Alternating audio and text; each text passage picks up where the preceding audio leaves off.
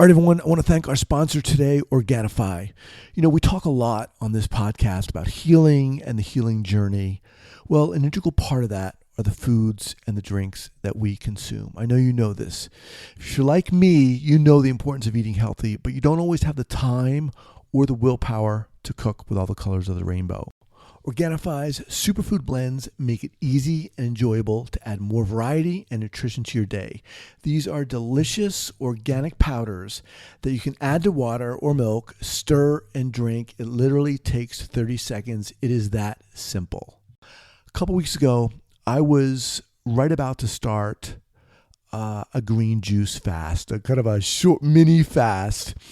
And I kid you not, the night before, Organifi reached out to me about sponsoring this podcast. And I will tell you that I was thrilled because this is aligned with what I'm doing.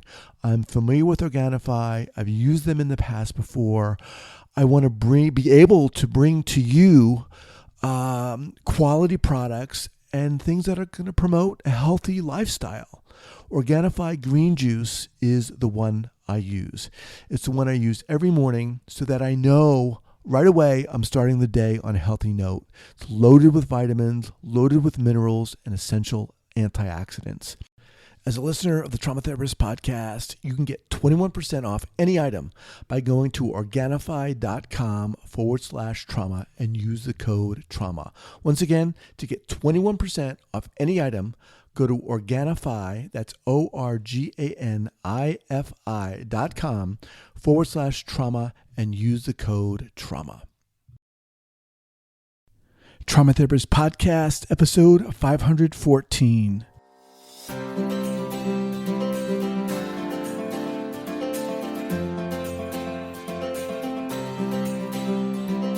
All right, welcome back to the Trauma Therapist Podcast. My name is Guy McPherson.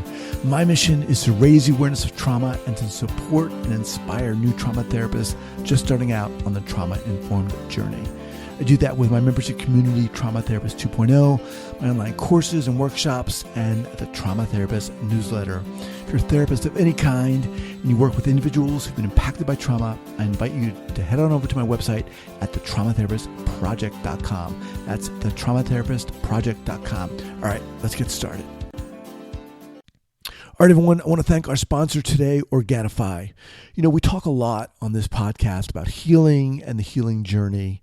Well, an integral part of that are the foods and the drinks that we consume. I know you know this. If you're like me, you know the importance of eating healthy, but you don't always have the time or the willpower to cook with all the colors of the rainbow. Organifi's superfood blends make it easy and enjoyable to add more variety and nutrition to your day. These are delicious organic powders that you can add to water or milk, stir and drink. It literally takes 30 seconds. It is that simple. A couple weeks ago, I was right about to start a green juice fast, a kind of a short mini fast. And I kid you not, the night before, Organifi reached out to me about sponsoring this podcast. And I will tell you that I was thrilled because this is aligned with what I'm doing. I'm familiar with Organifi. I've used them in the past before. I want to be able to bring to you quality products and things that are going to promote a healthy lifestyle. Organifi green juice is the one I use. It's the one I use every morning so that I know right away I'm starting the day on a healthy note. It's loaded with vitamins, loaded with minerals, and essential antioxidants. As a listener of the Trauma Therapist podcast, you can get 21% off any item by going to Organifi.com/trauma and use the code trauma. Once again, to get 21% off any item, go to Organifi, that's Organifi.com/trauma and use the code trauma. You ready to do this? Yep. All right. So 5, 4, 3, 2, and 1. All right, folks, welcome back to the Trauma Therapist podcast. I am thrilled to have back Lisa Danylchuk, no stranger to this podcast. Welcome back, Lisa. Thank you, guys. So good to be here. All right. So Lisa is an author, a licensed psychotherapist, and founder of the Center for Yoga and Trauma Recovery. A graduate of UCLA and Harvard University, her work has pioneered the field of trauma-informed yoga and transformed our understanding of embodiment practices and therapeutic work. More than 300 providers from 25 plus countries have completed Lisa's Yoga for Trauma online training program, the first virtual program to train providers offering yoga for trauma recovery. She serves on the board and as UN committee co-chair for the International Society for the Study of Trauma and Dissociation. She was elected to the role of secretary in 2018, was nominated for president-elect in 2020. Not too bad. Yeah. She's written for publications like Good Therapy and the American Psychological Association and was named one of top 20 inspirational yoga teachers for yoga teachers to follow in 2016. My God. Well, congratulations. Welcome back. Thank you, guys. I want to read your bio now. I feel like it's a good hair. Not as stellar as that, certainly. So let me start.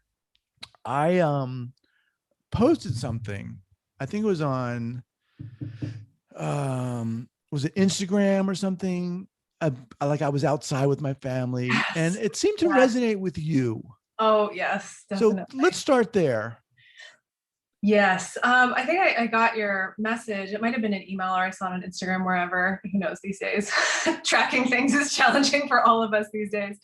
But I saw it and you were outside, and I think my first reaction was just like, yes, the outdoors have been something that's so resourcing and healing for me across time, and especially now. And it's kind of nice that there are more people out on the trails now. I'm seeing a lot more people outdoors. But the two things that I loved about that photo was the sort of outside, we're doing all this work on the computer during the day. We're sort of isolated. Let's go out where we can feel connected to the planet that we're riding through space on. And we can feel connected to each other, right? And you had that picture. It was just like a little selfie. I think it's so much easier to connect when we put away those devices and just go out into an environment and enjoy it together. We don't even have to be processing, as you and I probably love to do, or talking. And that can happen really naturally on the trails too. You're just talking, maybe making jokes one moment, and then, reflecting on something the next. And I really feel like, I think this connects to EMDR in some ways, you're just doing that movement, and I'm all about yoga and mental health and movement. Stuff just sort of filters and simmers, and we can do that by ourselves. I love doing that by myself, but I also love doing that with people I love. And so that was the sort of inspiration, was just go get it. Yeah, I think it's one thing to we all know the benefits of that, and it's so easy to think about doing those things. But at least for me, when you're out there, it's like, oh my God, what am I doing? I'm just, like everyone else probably spends a lot of time inside working on computers, but man, I exhale and I'm able to breathe. What, for you as someone who is, I'm sure, dialed more into their bodies, and certainly I am, how has this crazy time, what's it been like for you? I think at first, and I actually had a lot of clients that felt this way, a year or so ago when we started getting this, you have to shelter in place, there was a little bit of relief, because our culture runs hot, I like to say, in terms of, where our nervous systems are, in terms of our activity level. Americans are known around the world to be sort of workaholics and always obsessively moving into the next thing and not resting. We don't take 3-hour meals generally, right?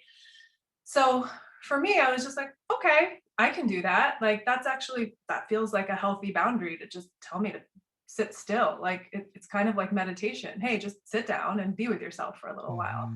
And I actually had clients at that time who really felt in a similar way. They had been through this trauma. They had worked on things that were painful for them.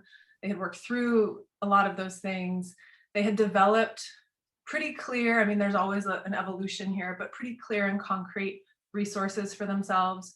I know when I need to get outside. I know when I need to be alone. I know when I need to just make jokes, right? Knowing kind of what they need and when and how to tune into that, right? Whether it's through their body or just through that simple question of, what do I need right now? And so they were kind of like, wow, everyone's freaking out and I'm good. This is nice. Like, this is good because now everyone else knows how I feel a lot of the time, right? They're concerned and worried and anxious or obsessively cleaning. And so depending on what different people are going through, I actually had a lot of people that I've worked with for many years just feeling like I can do this too. And then I think that lasted however it lasted for different people, weeks, months. But especially as we've hit this year mark, there's a real sense of the social deprivation, right? And I think in mental health, we've, some of us have been in circles where we've been talking about this for a long time, but I think there's more popular awareness now of like the social determinants of health. Were you held when you were a child? Did somebody respond to your needs? Were there adults around when you were a kid that you could rely on and go to? Did you have supports? Did you have resources, right? Internal, external, social resources. So after a year plus at this point of like deprivation of that resource, I've seen it's become really hard for me. Like I've tried to find ways, okay, can I FaceTime with my friend? I text people, like I know Christine Forner, you've had on this podcast a couple of times too, or Susan Peace Bannett, you've had on here a couple of times. I will text these people and say, send me something funny. Like just send me something funny right now. Or I'll text them and say like, oh, it's just really hard today, or whatever it is, or I'll call, but I usually don't get on a Zoom with them because I've like been on so many of those already through the day. And those are still some social resources that I have, but I'm working with people who live alone. Some of them have gotten pets, work with people who live with partners that have challenges. Challenges get more intense and in your face because there's nowhere to distract or avoid them. So I do think where there was this initial sense of potentially, not for everyone, but in my world, I saw an initial sense of respite in this, like, oh, I can sleep more and I don't have to, there's not all these demands on me. Then in some amount of time evolved into sort of recognizing it actually brings me energy to go outside and meet someone. It actually like, I actually need some of these social resources and almost like a vitamin. Once you're like so depleted in them, it gets loud, right? Yeah, I think it's interesting as you're talking, I'm thinking to myself, it's on a continuum. And, when people will, as you're speaking and as people are hearing you, people are going to locate themselves along the different parts of that continuum there. And, for me, it's been hard to feel like I can't go out or I shouldn't go out. I don't have the vaccine yet, and I'm super conscious of wearing my mask. Not everyone is, and whatever, but I am. And it's been hard for me because when I talk to people or have friends, I like that idea of like just texting someone and saying, send me something that's funny. I mean, to me, that sounds like a certain amount of comfort. That you can text that person. They're just like a text away. And I think it's important to have that. And obviously not everybody has that. Yeah. And there's so much biology behind getting to a place of connection or laughter. There's so much because, another thing I'll do in a pinch, I'll just tell people as a resource, I'll say, hey, Siri, tell me a joke. That's a good one. Hopefully she doesn't do it right now. But I'll do that if like, I'm driving or whatever and I can't. Because what you're talking about, okay, I'm afraid to go outside. I'm afraid to hurt myself. I'm afraid to hurt my family or other people, anyone I love. There was a time, especially in the beginning, where we were like, can we give this to our dog? Can we give this to like, what?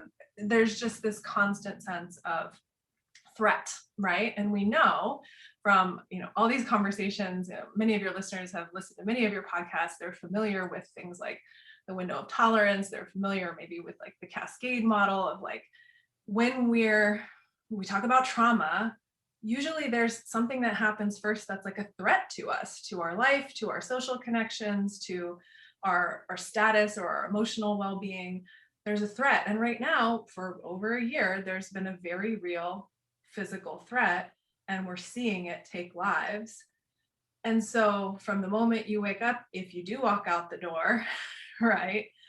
Even if you don't walk out the door, maybe you're washing your hands extra or whatever, but there's this constant like upped level for everyone of threat of harm to our own bodies. And we have really deep systems that'll protect against that, and of threat against harm of losing or harming someone you love, which it's almost like, for me, I think I'd rather be gone than be having to suffer the loss of someone. I know many people listening have lost people this last year and in general in life, and it's hard. Like, it's really a hard road to navigate. So having that threat constantly there, not having the lightness of like water cooler talk or whatever we do at offices when we're in person, saying hi to the person in the line at coffee, by doing a random act of kindness for a stranger, holding the door, all of those, like, Stephen Porges will call like ventral vagal sort of social connection actions, like all those little things gone. And so all of a sudden we're just in this state of like pretty much constant, like little moments where maybe you forget about COVID, but for the most time you're like in this state of threat, and not having all of that, rest and digest time with friends, or sitting and having a meal, which is also really good for us at a deep level, right? Like those things are gone. And so we need like, and it's hard because it's almost scraps right now. Text me something funny, like please help.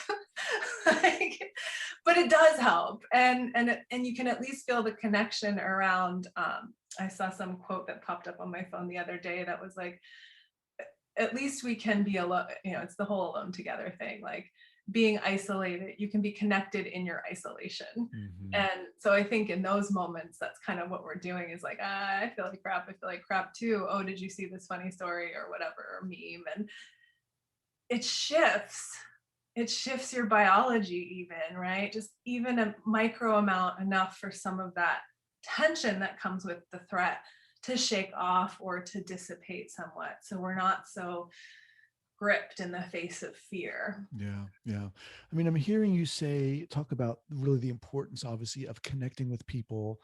And like you said, some people don't have anyone to connect with. No. Where do you think within all of this that we're talking about here, Lisa, what do you feel your passion is, your gift is, your kind of zone of genius? What do you want people to hear who are listening to this, that you have that comes from you? It's so interesting. We could get into this, but it's not the format right now. But what comes to mind is actually something someone in one of my trainings said to me once, which is, and I think this is what I'm teaching, and she was sort of mirroring it back, but there's always a way through. Like, this is what helped her. And it wasn't, and I remember talking with her and being like, oh, well, there's many ways through. I wrote this book. It's all about all these different ways that can help you. And she's like, no, there's a way. There's a way, and I'm going to find it. And I think that right now, amidst all of this, is the thing that I would want to encourage people, that the message that I would want to pass on. Like, there is a pathway through this. There are times where it's going to feel thorny, it's going to be uncomfortable, it's going to be difficult. But if we trust that there is a path through, and we find the things we need to help us through, mm-hmm. then eventually, and this is the hard thing, there's so much unknown, right. We don't really deal well with that in general, but eventually we'll make it through. So the things that I'm really passionate about sharing are finding those resources to make the moment a little more tolerable, to take that next step through, or to pause for a moment, and to really come back to our bodies. And you mentioned, well, some people are alone, right? And I have clients who live alone, and more than one of them have asked for, letters for a mental health support animal, right? If they weren't allowed to have them, it's like, okay, well, I need this. And recognizing, wow, I really did need that.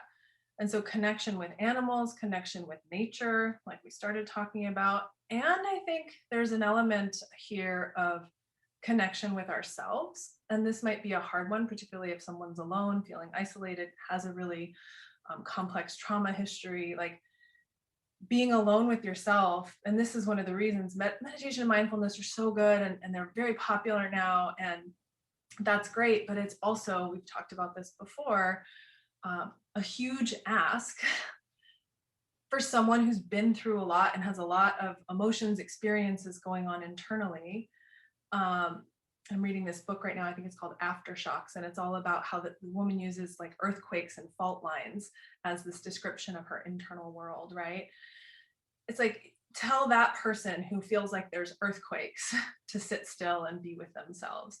And I feel like this past year has like been a year of kind of forced meditation, minus the distractions, minus the resources, minus the social comforts and cues, with all this extra harm. And that can be a big ask. But what I have seen, and often, with a therapist, but also times through a mindfulness or yoga journey that's supported, is that we find ways to connect with ourselves in a way that's resourceful, in a way that recenters us, in a way that brings a sense of even momentary peace or calm. And that's kind of like what we hope for, right? In a yoga journey. But there's a lot of structures and landmines and things along the way.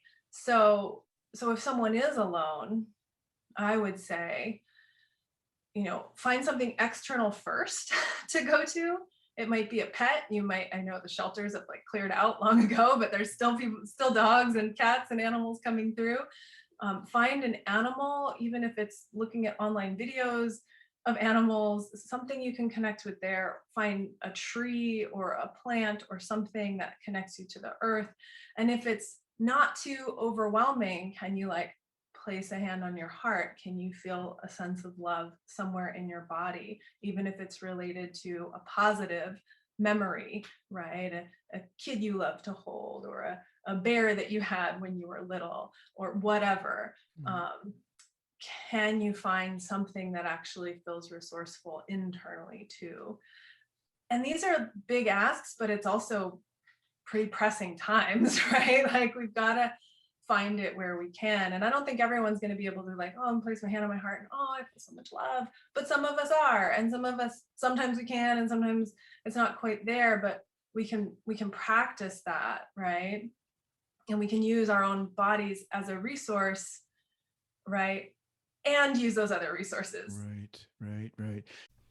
All right. I don't know if you follow me on Instagram or not, but when I do interviews, I usually do 2 interviews a week. I conduct 2 interviews a week.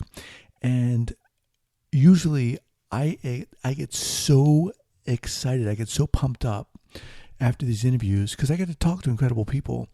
And what I usually do is I go on Instagram and I talk about it. I want to share that excitement. Usually there's about a 2-month turnaround on my podcast, which means that they don't go live for a couple of months. And I have a problem with that because I want to share it. I get so excited about these things. So what I've done is I've created a membership called Trauma Therapist Plus, and it allows people for $5 a month to access these episodes about 2 months before they get published to the public. And you can also listen ad-free, which is really cool. So if you're interested in that, if you're interested in listening to episodes before they get released to the general public and also listening ad-free, check it out. You can access it by going to Apple Podcasts and just clicking on any of the episodes that has a plus, Plus, before it. It's exciting. I'm excited about it, and you'll also help support the podcast. Thank you so much for being a listener. I really appreciate it. Take care. Yeah, I mean, what I'm hearing is hope. There in just in that saying that you said, there's a way, and that to me is very hopeful. And a lot of times when we're in it, whether it's we're experiencing trauma, we're experiencing severe anxiety, it's very easy to feel like there is no hope. but to just say, the things you've said, to me, that sounds very hopeful, whatever it is. I mean, I'm still resonating with texting someone saying, tell me Yes. something funny. That Obviously is so funny. simple, Yes. but it's just crazy. There are things we can do, and people listening to this, something hopefully will click with them, if they're feeling, because a lot of people don't want to go into their body, or don't Right. even know what that means. What do you Yeah. mean my body? No, Yeah. you know, I left there a long time ago for good reason. Like, right. don't tell me to go back in there. Yeah. And I think there are ways to like, there's that continuum again, right? There's like, don't tell me to go back in there. And then there's like, oh, maybe. And then there's the people like me who are like, something's happening in my outer left pinky toe. Like, like all in it all the time, maybe too much so. But, I remember working with, here in Oakland with a group of sexual trauma survivors, and we wanted to start a yoga class, but we started literally with like painting nails, because it was like, oh, that feels like sort of a positive, dare we say, loving action towards ourselves, but it's super simple. It's sort of pop and stylish, right? We can just pick a color, pick a sparkle, look at it like, oh, okay, my fingernails, I just took care of them, right? And maybe that's the extent of going into your body, right? It doesn't have to be this full immersion. Right. In Oak, are you near where I was living in Oakland, Yeah. and I just moved from, I don't want to get too personal about where you're living, but okay, I was just thinking about Janina Fisher. She's in Oakland too. Yeah.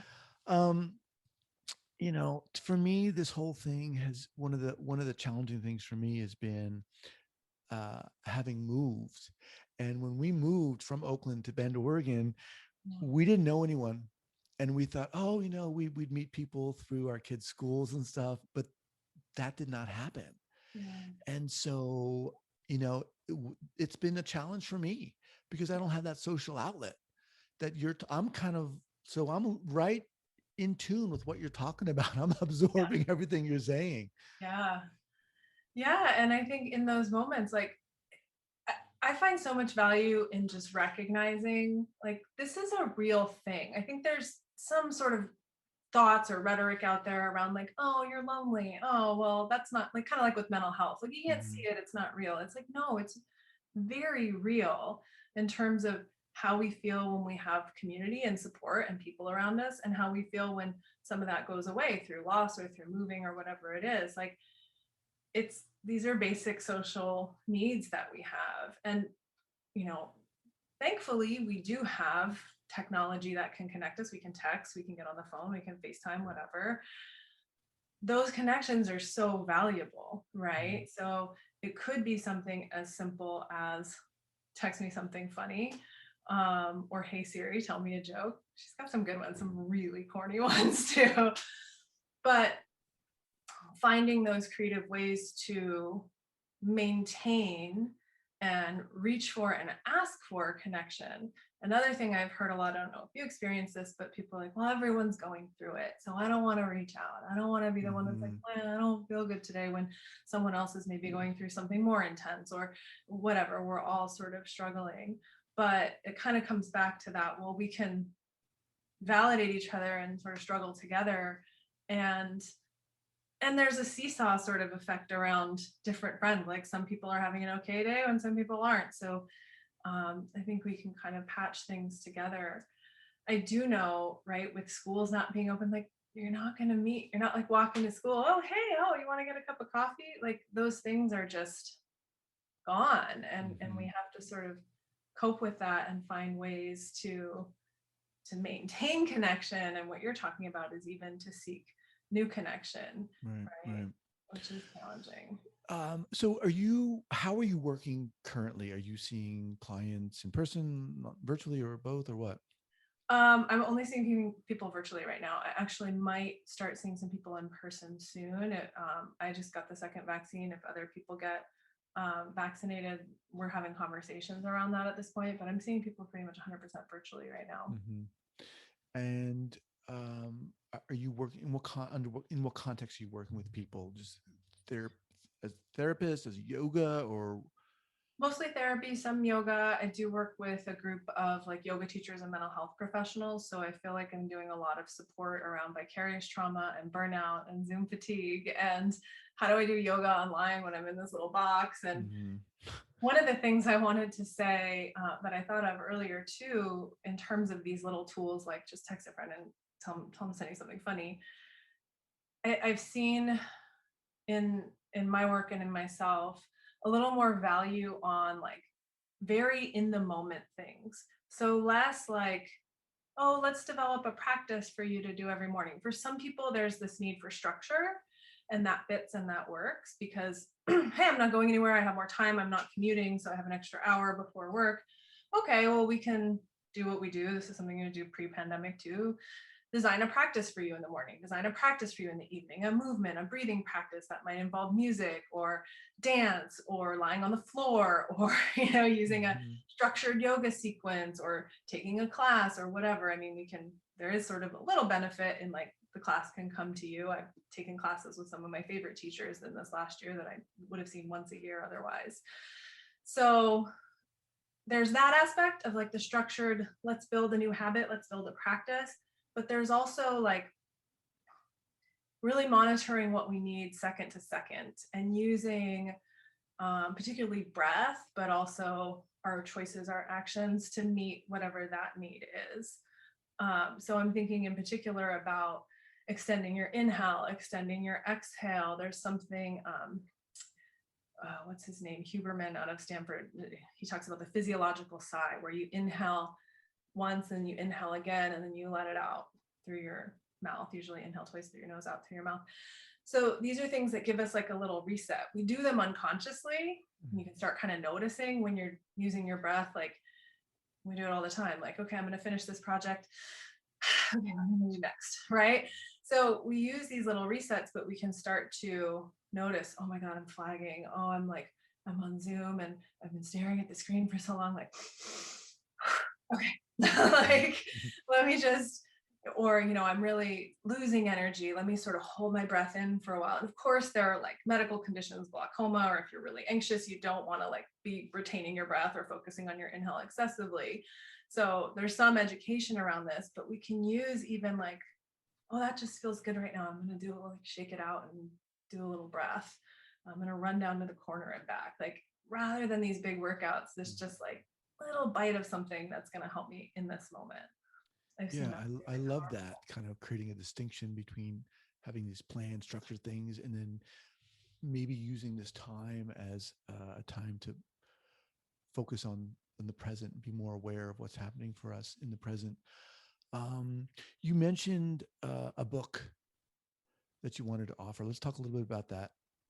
Yeah, so my second book is called How You Can Heal. I think it's actually, on my shelf back here, the yellow one.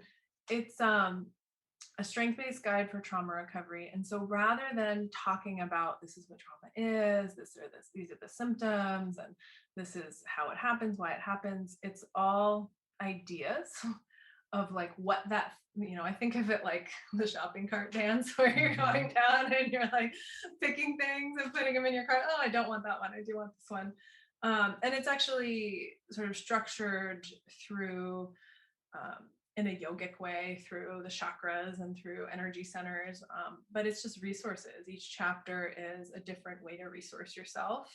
And then there's lots of ideas of how you might do that, right? So through yoga, through breathing practices, but also through things like using our senses, using our sense of smell, all kinds of different things, using creative projects. So I think of it, and I've been sharing it a lot lately because I feel like we are in this place where maybe people even like, oh, I've got my routine down. I get up and I do this and I do that and I do that. And I still, over the course of this last year, I'm like slowly watching myself get depressed, right? Like it's not enough.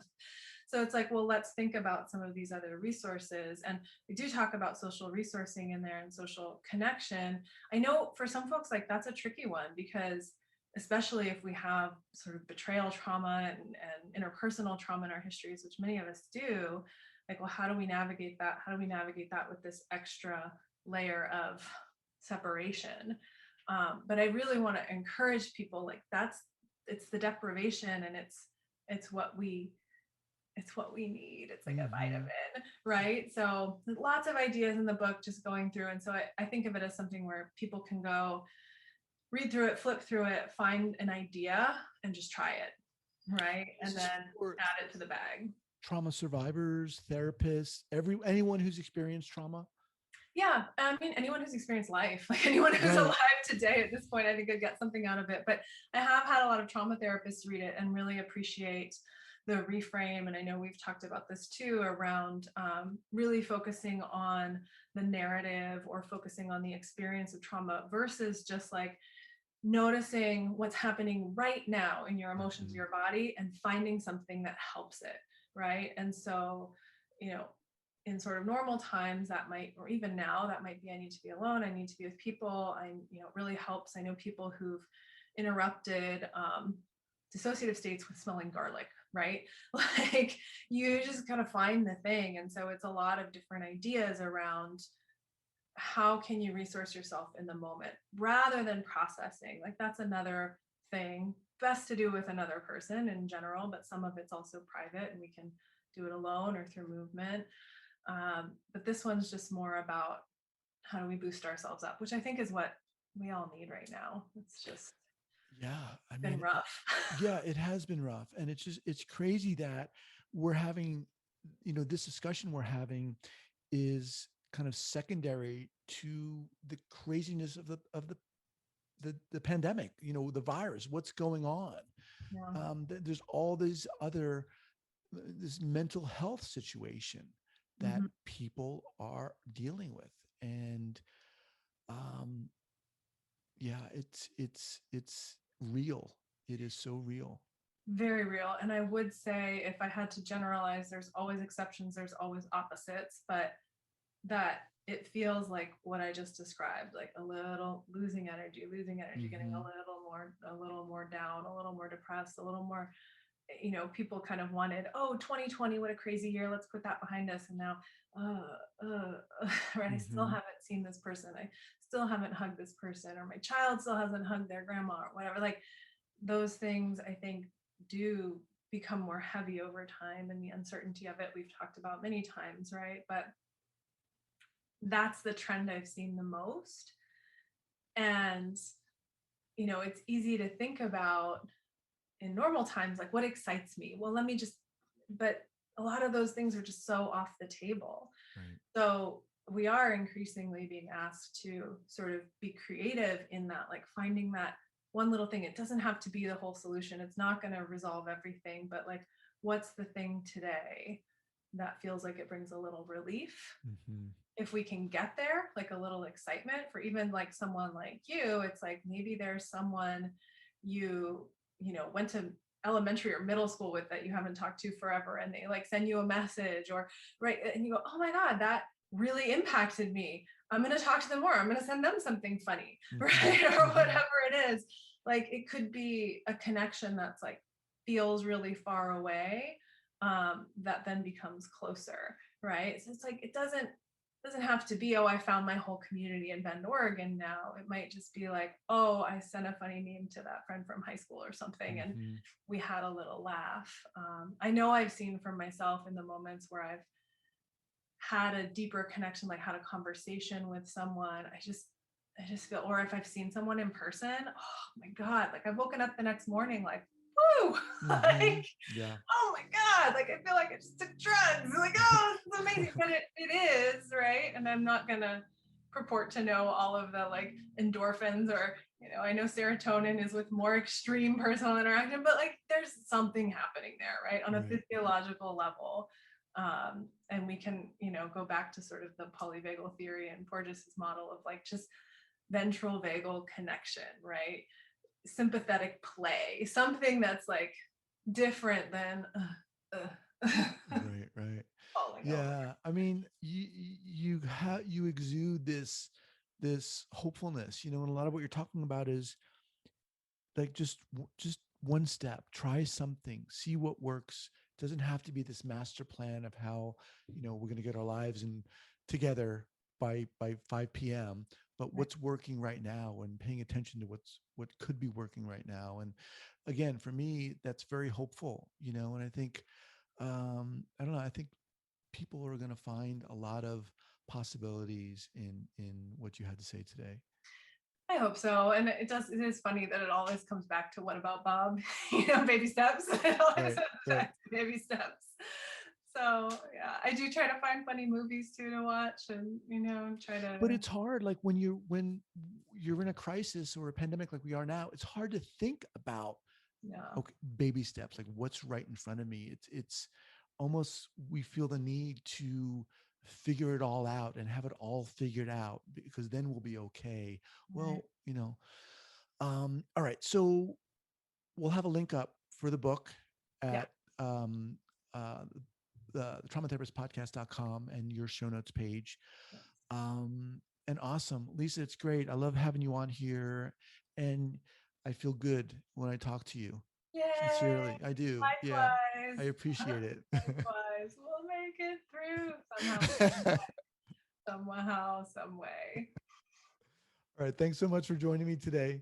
Thanks, guys. All right. Good to be here. Bye-bye. Bye.